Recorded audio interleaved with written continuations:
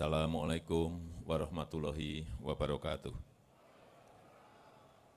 Selamat sore, salam sejahtera bagi kita semuanya. Om Swastiastu, Namo Buddhaya, salam kebajikan.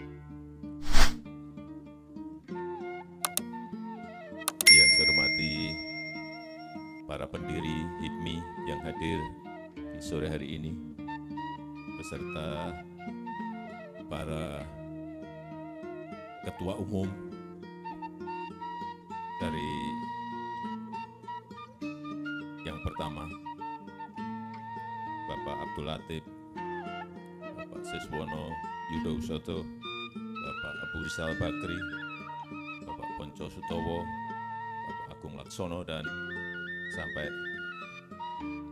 hari ini Ketua HIPMI yang saya hormati Bapak Haji Mardani Maming.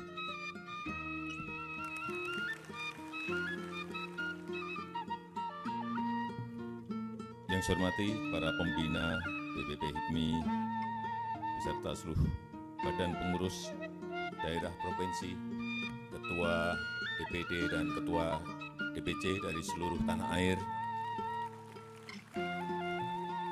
Yang mulia para duta besar negara-negara sahabat, yang saya hormati para menteri, Kabinet Indonesia Maju, Bapak Ibu hadirin undangan yang berbahagia. Tadi banyak yang menyampaikan lanjutkan. Hati-hati, ini tahun politik. Bapak Ibu yang menyampaikan lanjutkan, saya yang di demo. Kan kejadiannya sudah terjadi. Pertama, menyampaikan Pak mantan Ketua HIPMI, Pak Menteri Investasi, karena alasan ini, lanjutkan. Besoknya nggak ada sehari saya yang di demo besar-besaran. Loh, yang ngomong bukan saya, yang di demo saya. Demo dong Pak Bahlil. Nanti ini sama kalau nggak saya jawab, nanti di demo HIPMI. Bukan HIPMI yang di demo, tapi saya. Hati-hati, sekali lagi ini tahun politik. Tapi saya nangkap, yang dimaksud dilanjutkan itu adalah programnya. Pemimpinnya siapapun terserah. Tapi yang dilanjutkan adalah program-programnya. Supaya ada kontinuitas, supaya ada keberlanjutan.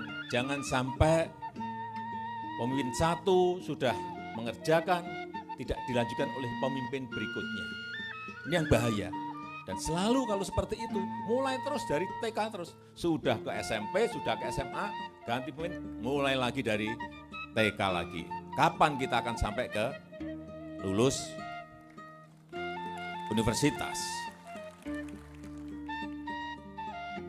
Dan problemnya sekarang ini bukan problem yang enteng. Semua negara mengalami hal yang sama, ketidakpastian. Ini jangan sampai juga karena kita nanti ada perhelatan pemilu dan pilkada, ketidakpastian itu tambah lagi. Kita ini sekarang sudah betul-betul semua kepala negara saya pastikan pusing semuanya. Urusan pemulihan ekonomi karena pandemi belum selesai, belum rampung, ditambah lagi perang di Ukraina, jangan sampai tambah lagi kita urusan di dalam negeri. Kita jaga betul bersama-sama, setuju? Karena masalah politik di 2024. Hati-hati, jadi proyeksi pertumbuhan ekonomi betul-betul sudah diturunkan oleh Bank Dunia, utamanya di negara-negara berkembang. Dari yang sebelumnya 6,6%, proyeksi di 2022 diturunkan menjadi 3,4. Anjlok betul. Dan kita alhamdulillah di kuartal pertama kemarin masih bisa tumbuh 5,01%. Tidak ada negara G20 itu yang tumbuh 5,01. Hati-hati juga, ini yang menjadi momok semua negara sekarang ini adalah inflasi. Jadi momok semua negara. Dan kita, meskipun ada kenaikan sedikit, tetapi masih bisa kita jaga dan kita kendalikan. Coba dilihat, sudah ada negara yang sampai inflasinya di atas 70%. Amerika yang biasanya hanya 1%, sekarang sudah 8,3%. Inilah problem besar semua negara. Diperkirakan ada 60 negara yang akan mengalami kesulitan keuangan maupun ekonomi. Dan diperkirakan mereka akan menjadi negara gagal kalau tidak bisa segera mengatasi ekonominya. Inilah yang perlu saya ingatkan kepada kita semuanya.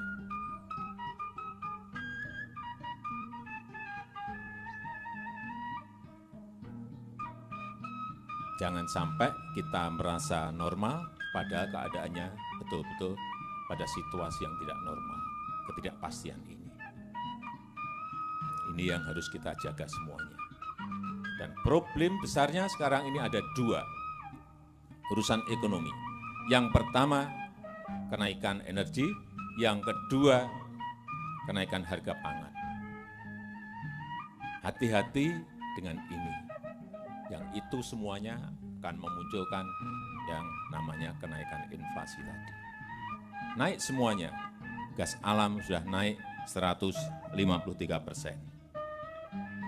Batu bara naik 133%.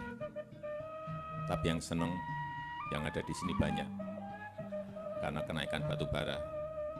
Utamanya yang saya tahu, ini ketua umum nih senang pasti. Bang Ical juga pasti senang karena harga batu bara naik. Minyak naik 58%. Oh ya, ketua Kadin juga benar, ketua Kadin batu baranya juga banyak. Pak Arsad. Minyak naik 58%, CPO naik 27%, yang punya kelapa sawit juga senang. Tapi hati-hati, di luar itu kenaikan-kenaikan yang perlu kita waspadai, urusan gandum, urusan jagung, urusan kedelai yang naik kurang lebih 30%. Nanti imbasnya kemana-mana. Gandum, karena penghasil gandum 30-40% Ukraina dan Rusia sekarang bermasalah. Gandum seluruh dunia harganya naik. Dan kita nanti di sini ada mie, di sini ada roti, semuanya berasal dari gandum. Jagung, 7 tahun yang lalu kita masih import jagung 3,5 juta ton dari luar. Data terakhir kemarin di kuartal 1 saya lihat import kita sudah di angka 800.000 ton. Artinya turun sangat drastis. Tapi masih ada PR 800.000 tadi harus diselesaikan. Ini harus siapapun yang memiliki lahan di negara kita ini harus tanam yang namanya jagung agar kita nggak impor lagi. Kedelai naik, ini jagung ini kalau naik ini merembetnya kemana-mana. Ke pakan ternak, larinya ke harga telur naik, harga ayam, daging ayam naik, hati-hati mengenai ini. Kedelai juga sama, naik 33%. Larinya nanti juga kemana-mana. Bisa tahu, bisa tempe, semuanya naik dan berimbas juga kepada inflasi. Inilah yang perlu saya ingatkan, yang berkaitan dengan pangan itu hati-hati ke depan. Tetapi juga menjadi peluang bagi para pengusaha, utamanya anggota HIPMI untuk masuk ke bidang-bidang ini. Pangan, energi, ini adalah peluang. Karena diperkirakan hari ini ada kira-kira 13 juta orang yang sudah mulai kelaparan di beberapa negara karena urusan pangan. Jadi hati-hati mengenai ini. Dan negara-negara lain juga sudah mulai membatasi tidak ekspor pangan. Hati-hati mengenai ini. Kalau kita tidak bisa mandiri urusan pangan, ini juga bisa menyebabkan bahaya bagi negara kita. Dari 3 negara yang sudah stop ekspor pangan, sekarang sudah menjadi 22 negara. Sehingga sekali lagi kemandirian pangan ini sangat penting. Saya mengajak pada seluruh anggota HIPMI untuk masuk ke bidang ini. Tanam yang tadi kurang jelas, jagung. Untung pasti untung, karena harganya jagung baik. Tanam yang lain, yang pangan, sorghum yang nggak pernah kita tanam sorghum. Terutama di NTT. Kita sudah mencoba kemarin 40 hektar, tumbuh sangat baik di NTT. Porang, ini adalah pangan masa depan. Porang. Karena gluten free. Bisa ditanam dimanapun. Dan tanaman-tanaman lain yang kita miliki, sagu, singkong, dan lain-lainnya. Ke depan, saya pastikan karena ada problem besar yang lebih besar lagi, yaitu perubahan iklim, pangan akan menjadi persoalan seluruh negara. Dan yang terakhir, mengenai pembelian produk-produk dalam negeri. Saya sudah perintahkan kepada kementerian, kepada lembaga, kepada BUMN, kepada daerah, agar yang namanya membeli produk dalam negeri itu wajib. Sekarang kita cek betul, kita monitor betul, kita pantau betul. Karena anggaran kita ini gede banget. Besar sekali. APBN, APBD, kemudian anggaran di BUMN besar sekali. Dan terakhir, sekarang kita catat semuanya dengan platform digital. Sekarang sudah masuk komitmen 825 triliun. Komitmen seluruh kementerian dan lembaga ini kalau semuanya beli produk-produk dalam negeri, ini akan bergerak semuanya. Industri-industri kecil, pengusaha-pengusaha kecil semuanya. Tidak bisa seperti yang lalu-lalu kita biarkan. Akhirnya pipa beli import, padahal kita bisa memproduksi sendiri. Dengan alasan macam-macam, enggak, sekarang enggak bisa. Dimonitor, ada komitmennya, sehingga kita harapkan nantinya dari policy ini akan memunculkan trigger ekonomi untuk pertumbuhan di dalam negeri. Sekali lagi, saya ingin menyampaikan ucapan selamat hari ulang tahun emas ke 50 tahun HIPMI, dan saya meyakini di tahun Indonesia Emas 2045, konglomerat-konglomerat yang ada, ini semuanya dari anggota HIPMI.